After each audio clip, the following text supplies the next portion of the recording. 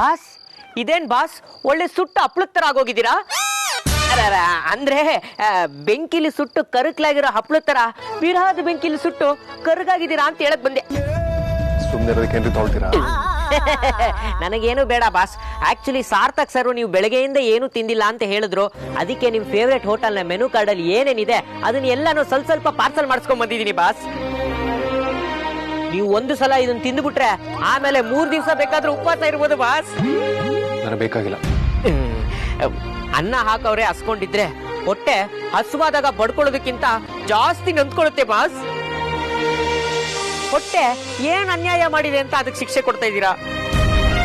ಅಯ್ಯೋ ತಿನ್ನಿ ಬಾಸ್. ಯಾಕೆ ಬಾಸ್ ಹಸುವಾಗ್ತಾ ಇಲ್ವಾ? ಗೊತ್ತಾಗ್ತಿಲ್ಲ ಕಾಂತ. ಅದ್ರ ಬಗ್ಗೆ ಯೋಚನೆ ಮಾಡೋಷ್ಟು ತಾಳ್ಮೆ ಕೊಡೋ ನನ್ನಲ್ಲಿಲ್ಲ. ಬ್ಯಾಟೋ ಸಿನಿಮಾ ಹೀರೋ ತರ ಡೈಲಾಗ್ ಹೊಡೆದು ಬಿಟ್ರಲ್ಲ ಬಾಸ್. ಹೊಟ್ಟೆಗೆ ಹಿಟ್ಟು ಇಲ್ದೇ ಇದ್ರೆ ಕೆಟ್ಟದಾಗ ಆಡ್ತೀವತ್ತೆ. ನೀವು ಈಗ ಅದೇ ಕಂಡೀಷನ್ ಅಲ್ಲಿ ಇದ್ದೀರಾ. ತಿಂಡಿ ತಿಂದು ನೋಡಿ ಮೈಂಡ್ ಹಂಗೆ ಟಕ ಟಕ ಟಕ ಅಂತ ಫ್ರೆಶ್ ಆಗ್ಬಿಡುತ್ತೆ. ಬೇಡ ಅಂತ ಹೇಳ್ದೆ ಅಲ್ವಾ? ಊಟದ ಟೈಮೇ ಆಗೋಗಿದೆ. ತಿಂಡಿ ಅಂತ ಅನ್ಕೊಂಡೇ ಇದ್ರು ಊಟ ಅಂತ ಅನ್ಕೊಂಡೇ ಊಟ ಮಾಡಿ ಬಾಸ್, ಪರವಾಗಿಲ್ಲ. ಅಂತ ಸುಮ್ಮನೆ ಹೊಡಿ. ಅಣ್ಣ ನಿಮ್ ಬೆಳಗ್ಗೆ ಅಂತ ಏನು ತಿಂದಿಲ್ಲ. ನೀನ್ ತಿಂದಿದ್ ಮಾತ್ರಕ್ಕೆ ಏನೂ ಬದಲಾಗಲ್ಲ. ಊಟ ಮಾಡೋಣ. ತಿಂದ್ರು ಏನು ಬದಲಾಗೋದಿಲ್ಲ, ಹೋಗು. ಅಣ್ಣ ಒಂದಂತೂ ಬದಲಾಗುತ್ತೆ. ಏನು? ಅಮೂಲ್ಯರ ಹೊಟ್ಟೆನಾದ್ರೂ ತುಂಬುತ್ತೆ. ನೀನ್ ತಿನ್ನಲ್ಲ ಅಂತ ಅವರು ತಿನ್ನಲ್ಲ ಅಂತ ಕೂತಿದ್ದಾರೆ.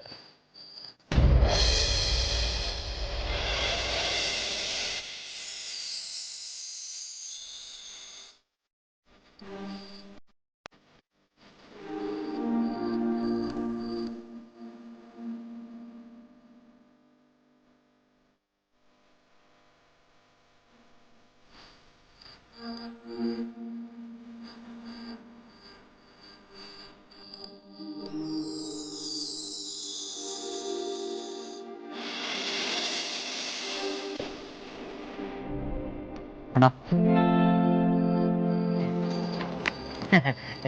ತಗೊಳ್ಳಿ.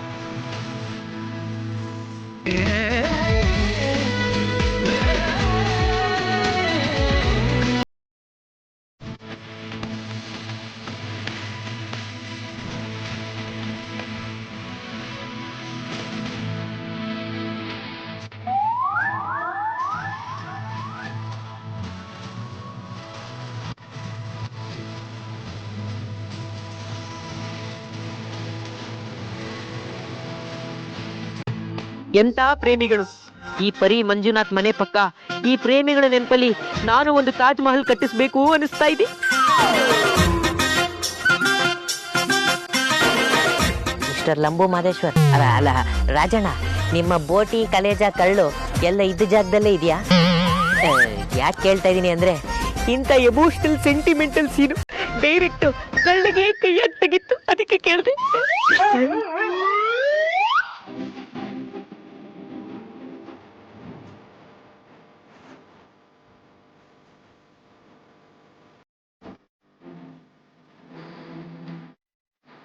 ನಾನು ಒಂದ್ಸಲ ನನ್ನ ಮೀನುಗೆ ಈ ತರನೇ ತಿನ್ನಿಸ್ಬೇಕು. ಎಂತ ಜೋಡಿ ಇದು. ಅಮ್ಮ ತೀರ ಚಿಕ್ಕ ವಿಷಯಕ್ಕೆ ಭಾವನ್ ಮೇಲೆ ಕೋಪ ಮಾಡ್ಕೊಂಡಿದ್ದಾರೆ. ಈ ಮನೆಗ್ ವೇದಾನ್ ಬಾವ ಹೇಳ್ ಮಾಡ್ಸಿದ ಅಳಿಯ. ಇದನ್ನ ಹೀಗೆ ಬಿಟ್ರೆ ಆಗಲ್ಲ. ನಾನು ಏನಾದ್ರೂ ಮಾಡ್ಲೇಬೇಕು.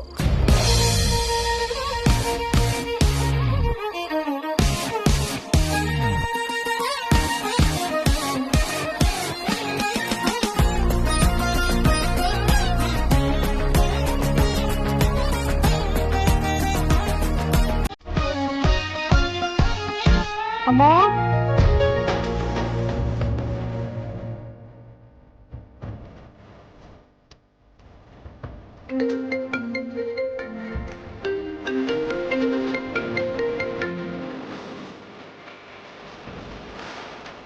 ಅಮ್ಮ ಬರ್ತಿದ್ದಾಳೆ ವೇದಾಂತ್. ಇದನ್ನೆಲ್ಲ ನೋಡಿದ್ರೆ ತುಂಬಾ ದೊಡ್ಡ ಗಲಾಟೆನೇ ಆಗತ್ತೆ. ಯಾಕೆ ಭಯ ಪಡಬೇಕು? ನನ್ನ ಪ್ರಕಾರ ಆಲ್ರೆಡಿ ದೊಡ್ಡ ಜಗಳ ಆಗೋಗಿದೆ. ಇದ್ರ ಮೇಲೆ ಏನಾದರೂ ಆಗೋ ಹಾಗಿದ್ರೆ ಹಾಕಿ ಬಿಡು. ಅವ್ರ ಮುಂದಿನ ನಿನ್ನ ಬೆರಳಿಗೆ ನಾನು ಉಂಗುರನ ತೊಡ್ಸಿದ್ದೀನಿ. ಇನ್ನು ಶಾಸ್ತ್ರ ಒಂದೇ ಬಾಕಿ ಇರೋದು. ನನ್ನ ಪ್ರಕಾರ ನಮ್ಮ ಮದುವೆ ಅವತ್ತು ಅಲ್ಲೇ ಆಗೋಗಿದೆ. ನನಗೆ ಯಾವ ಭಯನೂ ಇಲ್ಲ.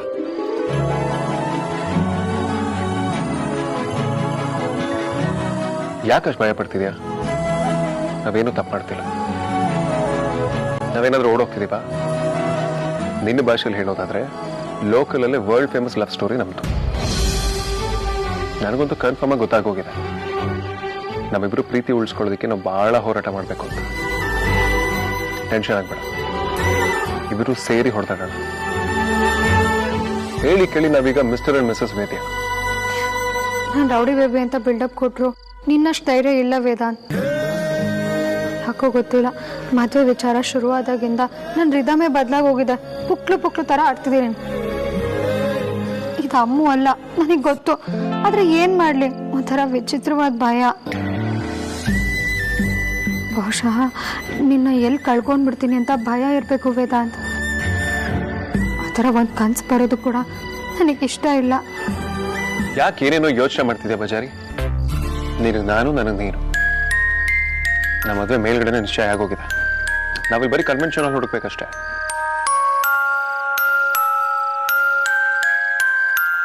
ಅಮ್ಮೋ ಅಮ್ಮೋ ಅಮ್ಮೋ ಅಮ್ಮೋ ಅಯ್ಯೋ ಅಮ್ಮ ಎಲ್ಲಿ ನುಗ್ತಾ ಇದ್ಯಾ? ಅಯ್ಯ, ಇದಕ್ಕೆಲ್ಲ ಇಷ್ಟೊಂದು ಕಿರ್ಚ್ಕೊಂಡ್ ಬಂದೇನೆ. ಏನೇ ಆಗಿದೆ ನಿನ್ಗೆ? ನಾನು ಒಳಗೋದ್ರೆ ನಿನ್ಗೇನು? ನೀನೇ ನನ್ಗೆ ಅಮ್ಮನಾ? ಅಜ್ಜಿ ಅನ್ಕೋ. ಆಗ್ತೀನಿ ನೋಡು. ಜಾಸ್ತಿ ಆಯ್ತು ನಿಮ್ದೆಲ್ಲ. ದೊಡ್ಡವ್ರು ಚಿಕ್ಕವ್ರು ಅನ್ನೋದು ಸ್ವಲ್ಪನೂ ಗೌರವ ಇಲ್ಲ. ಈ ಬಹುವಚನ ಯಾಕೆ? ನೀನ್ ನನಗ್ ತಾನೇ ಬೈತಿರೋದು. ಮತ್ತೆ ಸಿಂಗುಲರ್ ಅಲ್ಲೇ ಬೈ. ಸುಮ್ನೆ ನನ್ನ ಅಕ್ಕಂಗಿರ್ನೆಲ್ಲ ಯಾಕೆ ಹೇಳಿದ್ಯಾ? ಅದ್ ಎಷ್ಟು ಮಾತಾಡ್ತೀಯ? ಹೌದು, ನಿನ್ನ ಅಕ್ಕನೂ ಸರಿ ಇಲ್ಲ. ಅವಳಿಗೆ ನಾನು ಹೇಳಿದ ಅರ್ಥ ಆಗಲ್ಲ. ಅವಳು ಹೊರಟು ವಾದ ಮಾಡ್ತಾಳೆ. ನಮ್ಮ ಆಂಗಲ್ನಲ್ಲಿ ನೀನು ಅದನ್ನೇ ಮಾಡ್ತಿದ್ಯಾ ಅನ್ಸುತ್ತೆ. ಏನೇ ಅಂದೆ? ಏನಿಲ್ಲ, ನಮ್ ರೂಮ್ ಕಡೆ ಯಾಕೆ ಸವಾರಿ ಹೊರಟಿದೆ ಅಂತ ಕೇಳ್ದೆ ಅಷ್ಟೇ. ಅವಳು ರೂಮಲ್ಲಿ ಏನೇ ಮಾಡ್ತಿದ್ದಾಳೆ? ಊಟ ಕೆಳಗಡೆ ಬಂದು ಮಾಡ್ಬೋದಲ್ವಾ? ರೂಮಿಗೆ ಯಾಕೆ ತಗೊಂಡೋಗ್ಬೇಕು? ಓ, ನೀನ್ ಅಮ್ಮನ್ ನೋಡಕ್ ಬಂದ್ಯಾ? ಕೇಳಿದ್ದು ಕೂತ್ರ ಕೊಡೆ. ಅಯ್ಯೋ ಅಮ್ಮ, ನಿನ್ ಡೌಟ್ ಅಲ್ಲಿ ಒಳಗಡೆ ಹೋದ್ರು. ಅಮ್ಮ ಅಲ್ಲಿಲ್ಲ. ಅವಳು ಊಟ ಮುಗಿಸಿ ಪ್ಲೇಟ್ ನ ಕೆಳಗಡೆ ಇಡೋದಕ್ಕೆ ಹೋಗಿದ್ದಾಳೆ. ಕೆಳಗೆ ಹೋಗಿದ್ದಾಳ? ಮತ್ ನಾನು ಅಲ್ಲಿಂದಾನೆ ಬಂದಲ್ಲ, ಕಾಣಿಸ್ಲೇ ಇಲ್ಲ. ನೀನ್ ಯಾವ್ದೋ ಯೋಚನೆಯಲ್ಲಿ ಡಿಡಕ್ಟಿವ್ ಥಿಂಕಿಂಗ್ ಮಾಡ್ತಾ ಬಂದ್ರೆ ಪಕ್ಕದಲ್ಲಿ ಗೇಟ್ ಮುಗ ಹೋದ್ರೂ ಗೊತ್ತಾಗಲ್ಲ. ವಾಸ್ತವದಲ್ಲಿ ಇರುಪರಿ ಕಳ್ದೋಗ್ಬೇಡ. ಅವಳು ನಿನ್ ಪಕ್ಕನೆ ಪಾಸ್ ಆಗಿ ಹೋಗಿದ್ದಾಳೆ, ನಾನೇ ನೋಡ್ದೆ.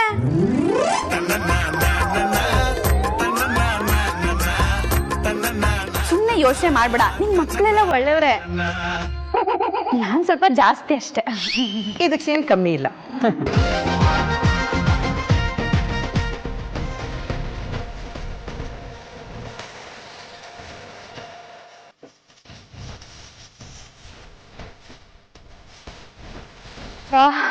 ಅಂತೂ ಸಾಕಾಗ್ದೆ. ಒಳಗಡೆ ಸೀನ್ ಏನಾದ್ರು ಪರಿ ನೋಡಿದ್ರೆ ಎದೆ ಹೊಡ್ಕೊಂಡ್ಬಿಟ್ಟಿರೋಳು. ಅಪ್ಪ ದೇವ್ರೆ, ಕಾಪಾಡ್ಬಿಟ್ಟೆ.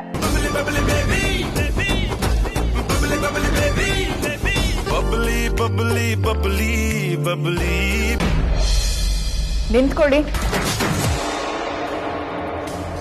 ಎಲ್ಲ ಒಟ್ಟಿಗೆ ಎಲ್ಲಿಗೆ ಹೋಗ್ತಾ ಇದ್ದೀರಾ? ಮದರ್ ಇಂಡಿಯಾ ಅದು ಅಮೂಲ್ಯನ ಮನೆಗೆ ಹೊರಟ್ವಿ. ನಿಮ್ಗೆ ಅಲ್ಲೇನ್ ಕೆಲಸ?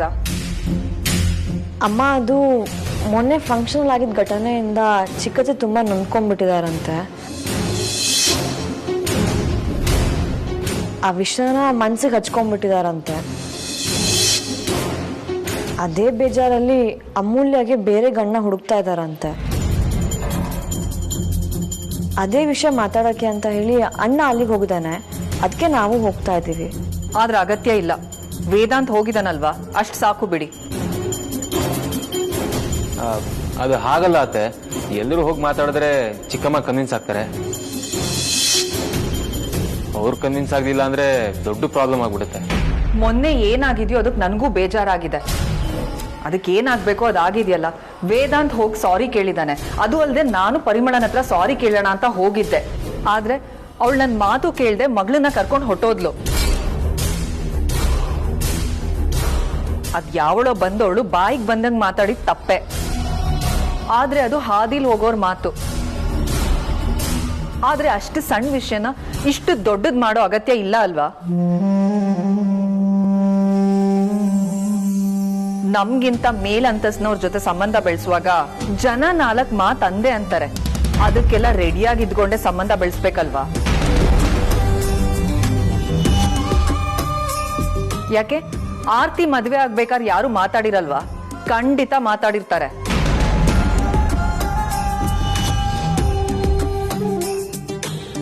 ಆದ್ರೆ ಅವಾಗ ಈ ತರ ಎಲ್ಲ ಮಾಡಿದ್ರ? ಇಲ್ಲ.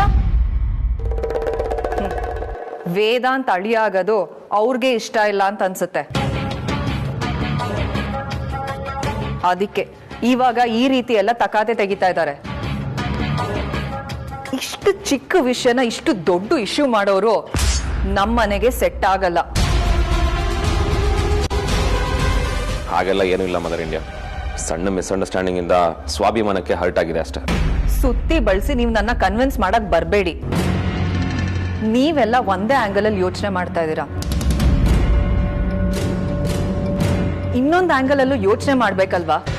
ಇಷ್ಟೆಲ್ಲ ಆದ್ಮೇಲಿಂದನೂ ನೀವು ಅಲ್ಲಿಗೆ ಹೋಗ್ಲೇಬೇಕು ಅಂತಿದ್ರೆ ನನಗೆ ಅವಮಾನ ಮಾಡ್ದಂಗಾಗುತ್ತೆ ಅಂತ ಅನ್ಕೋತೀನಿ ಅಷ್ಟೇ. ಕೆಲವೊಮ್ಮೆ ಪರಿಸ್ಥಿತಿನ ಅರ್ಥ ಮಾಡ್ಕೊಳ್ಬೇಕು ಅಮ್ಮ. ಅದ್ಯಾ ಬಾ ಹೊಡೋಣ. ವಿಕಿ, ಒಂದು ನಿಮಿಷ. ಒಬ್ರಿಗೆ ಸಮಾಧಾನ ಮಾಡೋಕ್ಕೋಗಿ ಇನ್ನೊಬ್ರು ನೋವು ಕೊಡೋದ್ರಲ್ಲಿ ಅರ್ಥ ಇಲ್ಲ. ಬೇಡ ಬಿಡು. ಭಾವ ಏನು ಹೇಳ್ತಿದ್ದೀರಾ? ನಾನು ಸರಿಯಾಗಿ ಹೇಳ್ತಾ ಇದ್ದೀನಿ ಅಂತ ನಾನು ಅನ್ಕೊಂಡಿದ್ದೀನಿ.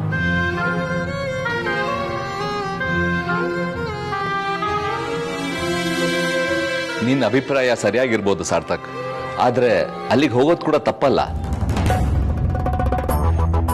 ಮದ್ವೆ ವಿಚಾರದಲ್ಲಿ ಇಂಥದ್ದೆಲ್ಲ ಸರ್ವೇ ಸಾಮಾನ್ಯ. ಸಂಬಂಧದಲ್ಲಿ ಅಹಂಕಾರ ಮಧ್ಯೆ ಬರಬಾರ್ದು. ನಮ್ಮನೆಗೆ ಬಂದಾಗ ಇನ್ನೊಬ್ರಿಗೆ ನೋವಾಗಿದೆ ಅಂದ್ರೆ ನಾವೇ ಒಂದ್ ಹೆಜ್ಜೆ ಮುಂದೆ ಹೋಗಿ ಅದನ್ನ ಸರಿ ಮಾಡೋದ್ರಲ್ಲಿ ಯಾವ ಅವಮಾನನೂ ಇಲ್ಲ. ಶ್ರೀಧರ್, ನಿಮ್ಮ ಅಭಿಪ್ರಾಯನ ಎಲ್ರ ಮೇಲೂ ಹೇರಿ ಅದೇ ಸರಿ ಅನ್ನೋ ರೀತಿ ಮಾತಾಡ್ಬೇಡಿ. ನೀನ್ ಕೂಡ ಅದನ್ನೇ ಮಾಡ್ತಾ ಇರೋದಲ್ವಾ ಸುಹಾಸಿನಿ? ಅದು ನಿಮ್ ಭ್ರಮೆ ಅಷ್ಟೇ. ನಾನು ಎಲ್ಲದನ್ನು ಸರಿ ಮಾಡಕ್ ಹೋಗಿ ಅದರಿಂದ ಏನು ಪ್ರಯೋಜನ ಇಲ್ಲ ಅಂತ ಗೊತ್ತಾದ್ಮೇಲೆ ಈ ರೀತಿ ಮಾತಾಡ್ತಾ ಇರೋದು. ನೀವು ನಿಮ್ ಪಾಡಿಗೆ ಇದ್ಬಿಡಿ. ನಾನು ಎಲ್ರ ಬಗ್ಗೆ ಯೋಚನೆ ಮಾಡಿನೇ ಅವ್ರನ್ನ ತಡಿತಾ ಇರೋದು.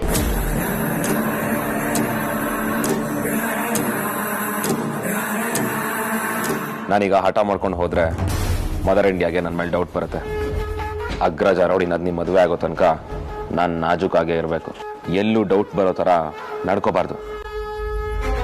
ಈಗ ಅಗ್ರಜ ಅಲ್ಲಿದ್ದಾನೆ, ಏನೋ ಮ್ಯಾನೇಜ್ ಮಾಡ್ತಾನೆ. ನಾನು ನಾಳೆನೂ ಹೋಗ್ಬೋದು. ವಿಕ್ಕಿ, ಜಾಸ್ತಿ ಯೋಚನೆ ಮಾಡಬೇಡ. ಮತ್ತೆ ಹೇಳ್ತಿರೋ ಸರಿಯಾಗೈತೆ. ಬನ್ನಿ ಒಳಗೋಣ.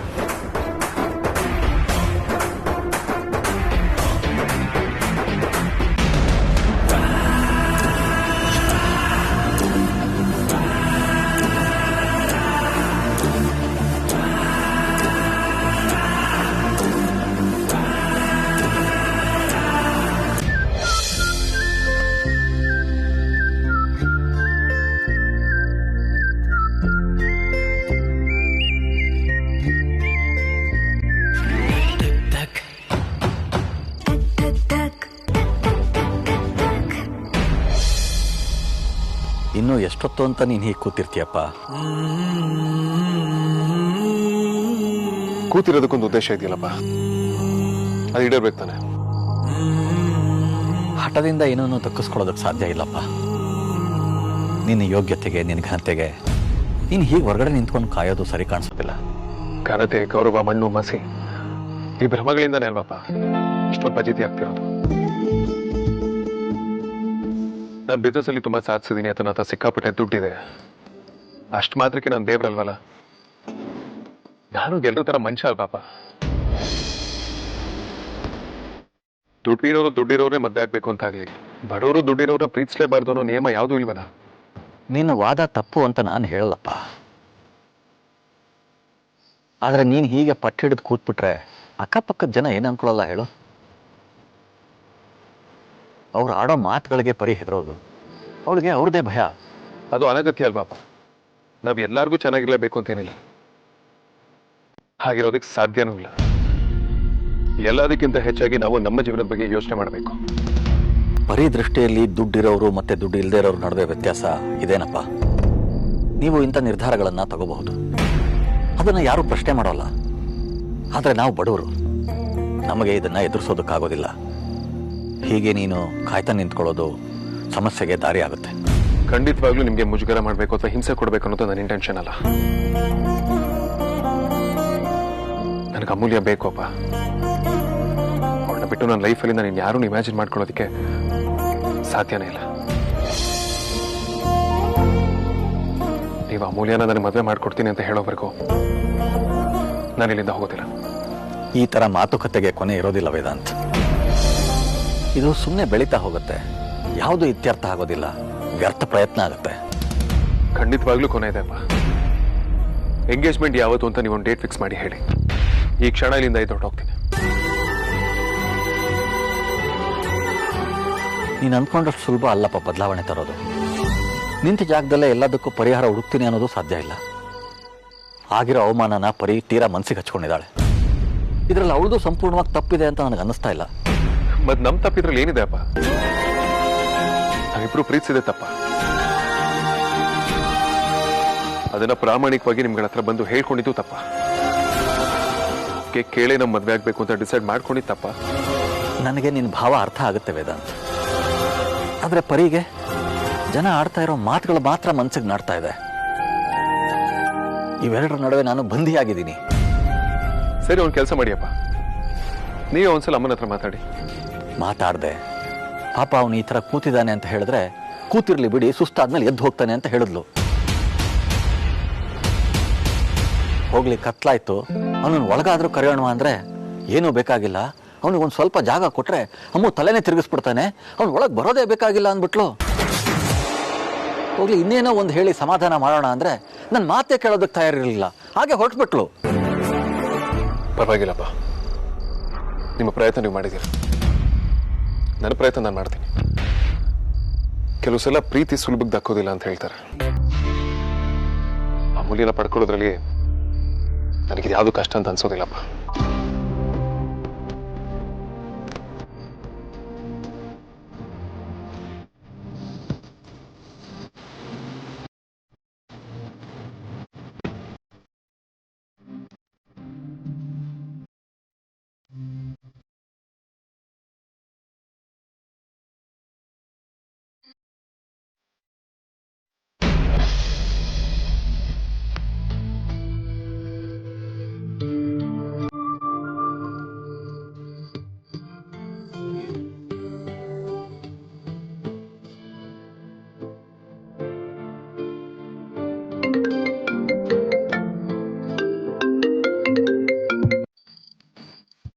ಹೇಳು ಬಜಾರಿ. ನೀನ್ ಒದ್ದಾಟ ನನ್ ಕೈಲಿ ನೋಡಕ್ ಆಗ್ತಿಲ್ಲ ವೇದಾಂತ್. ನೋಡ್ಬೇಡ, ಕಣ್ಣು ಮುಚ್ಕೊಂಡ್ಬಿಡು. ಕಣ್ಣು ಮುಚ್ಚಿದ್ರು ನೀನ್ ಕಾಣಿಸಕ್ ಶುರು ಆದ್ಮೇಲೆನೆ ನನಗೆ ನಿಮ್ಮೇಲೆ ಲವ್ ಆಗಿದ್ದು. ಅವಾಗಿಂದ ಈಗಿನವರೆಗೂ ಕಣ್ಣು ಮುಚ್ಚಿದ್ರೆ ನೀನೇ ಕಾಣಿಸ್ತೀಯ. ಸರಿ, ಸಿಕ್ಕಾಪಟ್ಟೆ ಒಳ್ಳೆ ಹುಡುಗನ ಲವ್ ಮಾಡ್ಬಿಟ್ಟಿದ್ದಾಳೆ ಈ ಅಮ್ಮು. ಈ ಅಮ್ಮಗೆ ಪ್ರೀತಿನ ಕಳ್ಕೊಳ್ಳೋದಕ್ಕೆ ಇಷ್ಟ ಇಲ್ಲ ವೇದಾಂತ್. ಆದ್ರೆ ಪರಿ ಯಾವುದೋ ಕಾರಣಕ್ಕೂ ಗ್ರೀನ್ ಸಿಗ್ನಲ್ ಕೊಡೋ ತರ ಕಾಣ್ತಿಲ್ಲ. ನಾವ್ಯಾಕೆ ಸಿಗ್ನಲ್ ಜಂಪ್ ಮಾಡಿ ಓಡೋಗ್ಬಾರ್ದು? ಇದಕ್ಕೆ ನಿನಗೆ ಡಬ್ಬಾ ಜೋಕ್ ಅಂತ ನನ್ನ ಹೆಸರಿಟ್ಟಿರೋದು. ನಾನು ಹುಡುಗಿ ಏನು ಅಂತ ನನಗೆ ಗೊತ್ತಿಲ್ಲ. ನಮ್ಮ ಪ್ರೀತಿ ವಿಚಾರ ನಮ್ಮ ಮನೇಲಿ ಇರೋರಿಗೆಲ್ಲ ತಿಳಿಸಿ ಅವ್ರ ಮನಸ್ಸಿಗೆ ಒಪ್ಪಿಸಿ ಆಮೇಲೆ ಮದುವೆ ಆಗ್ಬೇಕು ಅಂತ ಅನ್ಕೊಂಡಿರೋಳು ನೀನು. ಅಮ್ಮನ ಮನ್ಸು ನೋಯಿಸಿ ನಿನ್ನ ಆಸೆನ ಈಡೇರಿಸ್ಕೊಳ್ಳೋಷ್ಟು ಸ್ವಾರ್ಥಿ ನೀನಿಲ್ಲ ಅಂತ ನನಗೆ ಚೆನ್ನಾಗಿ ಗೊತ್ತು. ಓಡೋಗೋದೇ ಆಗಿದ್ದಿದ್ರೆ ಇಷ್ಟು ದಿನ ಕಾಯ್ಬೇಕಿತ್ತ ಬಜಾರಿ. ಇಷ್ಟೊಂದು ಮದುವೆ ಆಗಿ ವರ್ಲ್ಡ್ ಟೂರ್ ಮಾಡಿ ಹನಿಮೂನ್ ಮುಗಿಸಿ ಬರ್ತಿದ್ವಿ.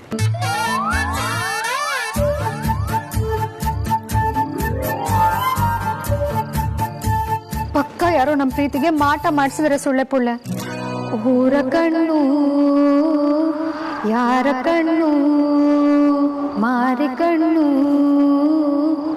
ಊರಿ ಕಣ್ಣು ಯಾವ ಮಸಣಿ ಕಣ್ಣು ಬೆತ್ತಮ್ಮ ಬೆತ್ತಮ್ಮ ನಮ್ಮ ಪ್ರೀತಿ ಮ್ಯಾಲೆ ನಮ್ಮ ಪ್ರೀತಿ ಮ್ಯಾಲೆ ನಮ್ಮ ಪ್ರೀತಿ ಮ್ಯಾಲೆ